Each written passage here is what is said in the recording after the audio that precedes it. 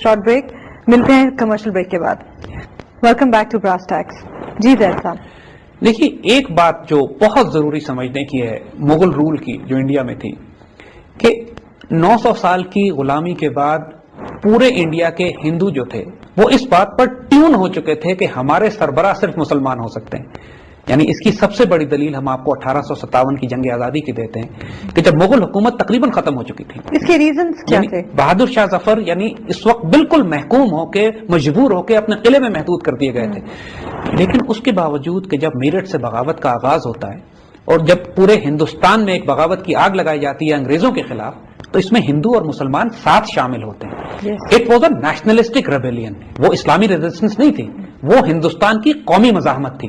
اس میں ہندو مسلمان سب شامل تھے. دیکھیے بیگمات آف اودھ اگر مسلمان تھی تو رانی آف جھانسی ہندو تھی، اور بہادر شاہ ظفر کو ان سب نے اپنا امیر اور سربراہ اور بادشاہ بنایا تھا.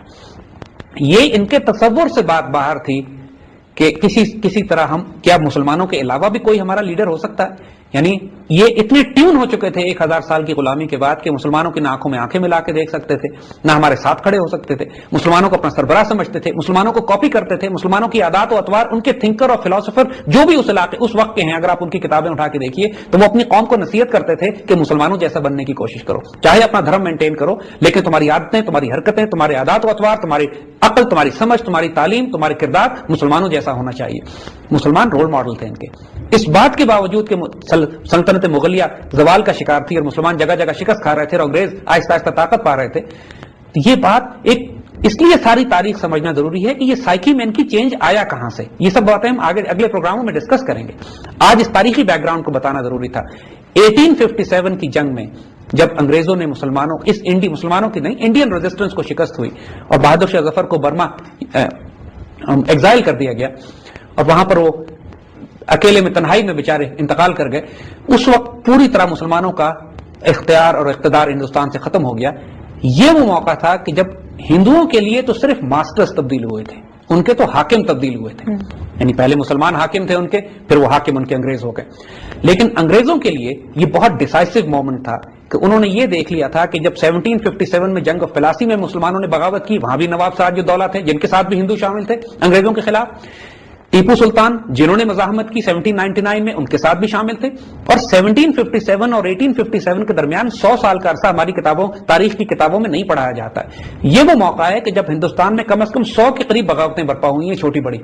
انگریزوں کو کوئی قبول نہیں کرتا تھا. وہ ایک علاقے پہ قابو پاتے تھے، دوسرے علاقے میں بغاوت برپا ہو جاتی تھی، اور ہر جگہ بغاوت مسلمان اور ہندو مل کر کرتے تھے. اور سب کا مرکز ہوا کرتا تھا مغلیہ حکمران بہادر شاہ ظفر یا جو بھی مغلیہ حکمران بیچ میں اس وقت موجود تھے.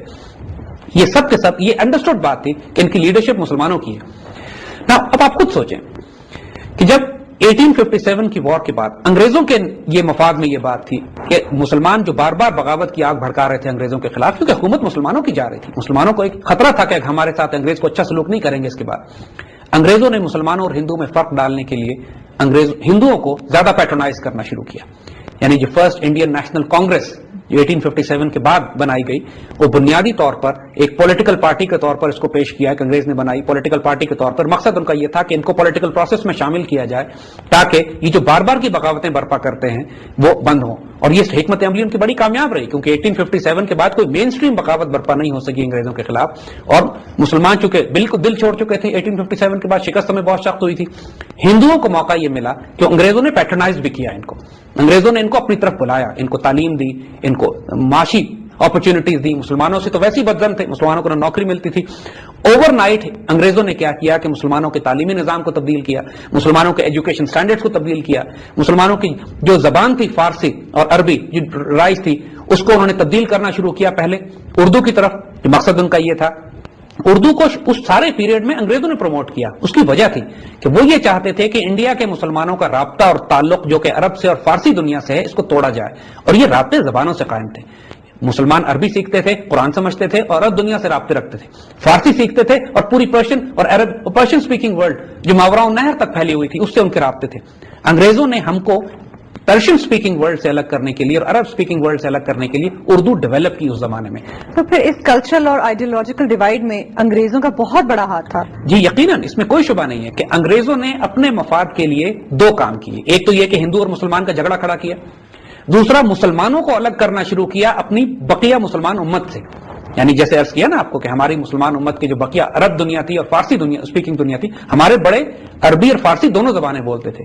جو ہم سے بڑی جنریشن ہے وہ فارسی بولتی تھی, عربی تو پہلے بھول گئے, اور ہماری قوم جو ہے وہ تو اردو بھی بھول رہی ہے.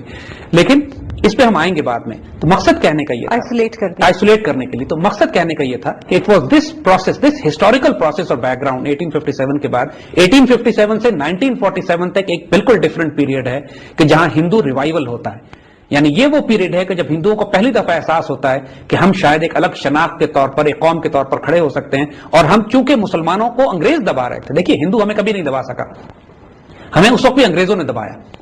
تو اب انگریزوں کے کندھے پر کھڑے ہو کر ہندو ذرا ہمیں آنکھیں دکھانے لگے.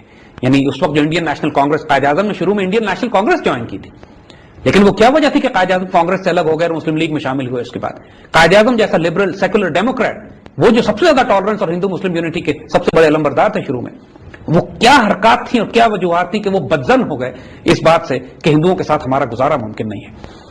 اور وہ تمام فلسافیکل اور وہ ہسٹوریکل دشمنیاں جو ہندوؤں کو ہمیشہ ہمارے ساتھ 1000 سال ہمارے ساتھ رہی ہیں, یہ دیٹ واز دا پیریڈ جب انہوں نے آہستہ آہستہ سر اٹھانا شروع کیا under the پیٹرنیج of the British. یہ فطرے انگریزوں کے بھی کھڑے کیے ہوئے ہیں, ہم ان پہ بات کریں گے انشاءاللہ. زید صاحب, پروگرام کا وقت تو ختم ہو چکا ہے, لیکن ہم ذرا جاتے جاتے اپنے ناظرین کو بتاتے چلیں کہ اپنے نیکسٹ پروگرام میں ہمارا زیادہ تر فوکس کن پوائنٹس پہ رہے گا. تھوڑا سا آپ یہ بتاتے چلیں کہ کن چیزوں کے بارے میں ہم بات کریں گے نیکسٹ ٹائم. دیکھیے ابھی ہم جس پیریڈ میں ہیں یہ وہ پیریڈ ہے کہ جو کانگریس کے قیام سے لے کر پاکستان کے قیام کے درمیان ہے, یعنی تقریباً 70-80 سال کی عرصہ بنتا ہے. 1857 اور 1947 کے درمیان کا جو پیریڈ ہے ہم اس کی ڈسکس کریں گے. اگلے پروگرام میں بھی ہم اس کو ڈسکس کریں گے, کیونکہ دیکھیے یہ بہت اہم واقعات ہیں یہاں پر جو اس پیریڈ میں ہوتے ہیں. خاص طور پہ مسلم پولیٹیکل تھاٹ پروسیس کا قیام, مسلم لیگ کا قیام. وہ کیا وجہ تھی کہ جہاں پر قائد اعظم جیسے لبرل ڈیموکریٹ بھی جن باتوں کی وجہ سے الگ ہو کر مسلم لیگ میں شامل ہوتے ہیں, ٹو نیشن تھیوری پیش ہوتی ہے, علامہ اقبال کا کانسیپٹ یہاں پر, ہندوؤں کا کیا رسپانس اس پہ رہتا ہے, مسلمانوں کا رسپانس اس پر کیا رہتا ہے. 1937 کے الیکشنز جو مسلمانوں نے بری طرح شکست کھائی اور صرف وہاں پر کانگریس اور ہندوؤں کی حکومتیں بنی, اور یہ کیا وجہ تھی کہ 2-3 سال ہندوؤں کی حکومت قائم ہونے کے بعد جب 1939 میں وہ حکومتیں ٹوٹی ہیں تو قائد اعظم نے یوم نجات منایا ہے. ٹھیک ہے, یعنی اور اس کے بعد پاکستان کا قیام, اور پاکستان قیام کے بعد ان کی پالیسی کیا رہی ہے. یہ بڑے اہم سوالات ہیں, وہ اگلے پروگرام میں انشاءاللہ ہم بالکل. زید صاحب, پروگرام کا وقت اب ختم ہو چکا ہے. اپنے ناظرین کو اپنا ای میل ایڈریس بتاتے چلیں. ہمارا ای میل ایڈریس ہے info@brasstax.biz. Once again info@brasstax.biz. آپ ہمیں اپنے سوالات بھیجیے, ہمیں لکھیے, بتائیے کہ آپ کو یہ پروگرام کیسا لگا, آپ کیا پوچھنا چاہتے ہیں. ہماری ٹیم ہر ممکن کوشش کرتی ہے کہ آپ کے سوالات کا جواب دیں, اور اگلی بار اسی کو کنٹینیو کریں گے, سیم ٹائم سیم چینل. ہمارے ڈیفنس ایکسپرٹ جناب زید صاحب کو اجازت دیجیے اور اپنی ہوسٹ ہنا معراج کو. سی یو نیکسٹ.